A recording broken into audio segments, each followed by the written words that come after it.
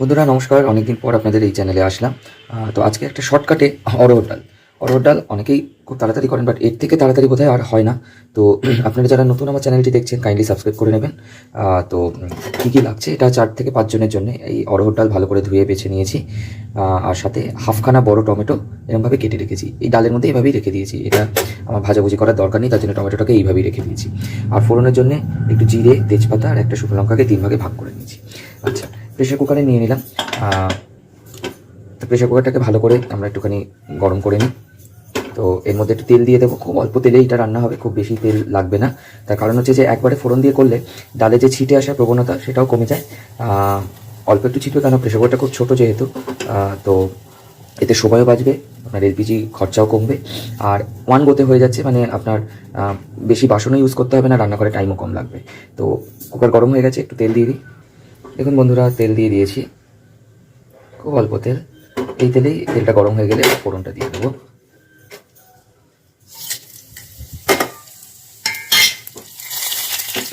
ফোড়নটা একটু ভাজা ভাজা হলেই জল দিয়ে দেবো।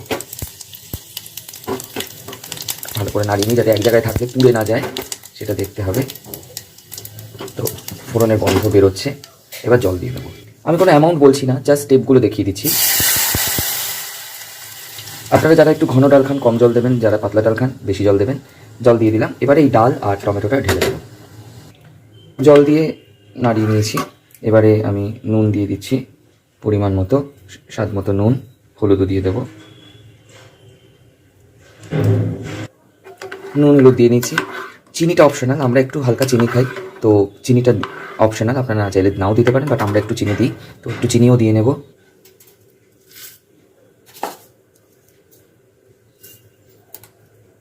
তো নুন হলুদ মিষ্টি সব চেক হয়ে গেছে, দেখুন ডাল ফুটছে। এবারে আমি ঢাকনাটা বন্ধ করে দেবো। আচ্ছা, এইবারে আপনাদের একটা কথা বলার, সেটা হচ্ছে যে যেহেতু দেখুন এটা খুব ছোটো প্রেশার কুকার, আমি নর্মালি এত ছোটো কুকারে ডাল করি না, কারণ ডালের সবসময় টেন্ডেন্সি থাকে হুইসেলের সময় বেরিয়ে আসার। আজকেও হতে পারে, কিন্তু আপনাদের এটা বলে রাখছি, যখনই ছোটো কুকারে করবেন, ডাল করবেন, তখন অবশ্যই ছোটো গ্যাস বার্নার ইউজ করবেন। এটা 1.5 লিটারের কুকার, আপনারা হয়তো 1.5, 2 এরকম কুকারই বাড়িতে আছে। তো সবসময় ছোটো কুকার ইউজ করার সময় ছোটো বার্নার ইউজ করবেন, বড় বার্নার একদমই নয়। আর তার সাথে যেটা করবেন সেটা হচ্ছে যে হাফ আছে করবেন, মানে মিডিয়াম আছে। দেখুন আমি এটা মিডিয়াম আছে বসিয়েছি। হ্যাঁ, এইটুকু যদি আপনারা ফলো করেন তাহলে ডালের ফ্রদিংটা কমে যাবে। তো প্রথম সিটিটা আসুক, এটা আমিও জানি না যে আজকে কী হবে। তো হতেই পারে যে ভীষণ হুড় করে চারদিকে ছিটলো, সেটাও হতে পারে, সেটা আমি জানি না। তো দেখি প্রথম সিটিটা পড়লে আমি গ্যাসটাকে একদম কমিয়ে দেবো। কমিয়ে দিয়ে বেশ 5-6 মিনিট রাখবো, কারণ এটা যেহেতু সম্বারা দিয়ে করা ডালে সবসময় টাইম বেশি লাগে। তো কিন্তু আপনার একবারে হয়ে যাচ্ছে। টাইম বেশি লাগে মানে 1 থেকে 2 মিনিট হয়তো বেশি লাগবে। যদি আপনি নর্মাল ডাল সেদ্ধ করতেন তাহলে 3 মিনিট লাগতো গ্যাস কমিয়ে, আর এখানে হয়তো 5-6 মিনিট লাগবে। সো কিন্তু আপনার এটা অনেক ঝামেলা কম, আপনার কড়াই ইউজ করতে হলো না, আলাদাভাবে সেদ্ধ আলাদাভাবে সম্বারা দিতে হলো না। টেস্ট মোটামুটি এদিক ওদিক হয় না, খুব একটা পার্থক্য হয় না। অনেকেই মনে করেন যে প্রেশার কুকারে ওয়ান গোতে করলে পার্থক্য হতে পারে, তো সেটাও কিন্তু হয় না। তো ঠিক আছে, চলুন একটা সিটি পড়ুক। তো বন্ধুরা, ফার্স্ট হুইসেল আসছে, দেখি। যদি ছেটে আমি সাথে সাথে নামিয়ে দেবো এটাকে। না, ছেটে নিই, আমি সাথে সাথে গ্যাসটাকে কমিয়ে দিলাম। দেখুন ছিটলো না কিন্তু কিচ্ছু সেরকম। তো এই ট্রিক্সটা ঠিক আছে। এবার গ্যাস কমিয়ে 5 থেকে 6 মিনিট রাখবো, এবং এই 5-6 মিনিটে যদি কোনো হুইসেল পড়ে তাতে কিন্তু খুব একটা ছিটবে না, কেন গ্যাস কমানো আছে। আর এই হুইসেল কাউন্ট করবে না, হুইসেল কাউন্ট করে রান্না করলে কিন্তু সময় সবসময় বেশি লাগে।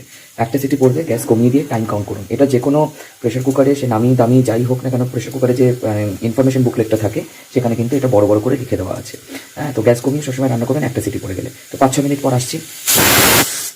তো দেখুন আমার গ্যাস কমানো অবস্থাতেই কিন্তু হুইসেল পড়ে গেল, আপনাদের সামনেই পড়ে গেল, দেখুন সেরকম কিন্তু কিছু ছিটলো না। হ্যাঁ, তো আমি 5-6 মিনিটই কাউন্ট করবো, আমি হুইসেল কাউন্ট করবো না। তো গ্যাস আমার একদম কমানো আছে, এই যে দেখে নিন। তো চলুন আমরা 5-6 মিনিট পর আসি। তো দেখুন 5 মিনিট হয়ে গেছে, কুকার কিন্তু এরকম শোষো করছে, মাঝে মধ্যে হুইসেল দিচ্ছে। তো এবার আমি গ্যাসটা বাড়িয়ে দেবো।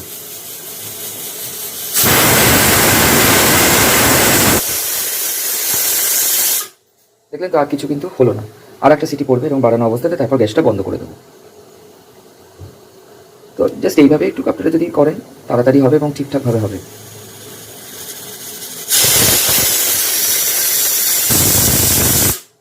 চলুন, হয়ে গেছে, গ্যাসটাকে এবারে আমরা বন্ধ করে দিই। ফুল প্রেশারটা রাখবো, 10-12 মিনিট লাগবে, তারপরে আমরা খুলে দেবো। তো চলুন, গ্যাস বন্ধ। এবার 10-12 মিনিট পরে আসছি, দেখাচ্ছি কীরকম হলো। আচ্ছা, টাইম ওভার। তো এইটুকু প্রেশার আছে, আমি রিলিজ করে দিলাম। এবারে খুলে দিই, দেখুন ফুটছে এবং হয়েও গেছে। দেখুন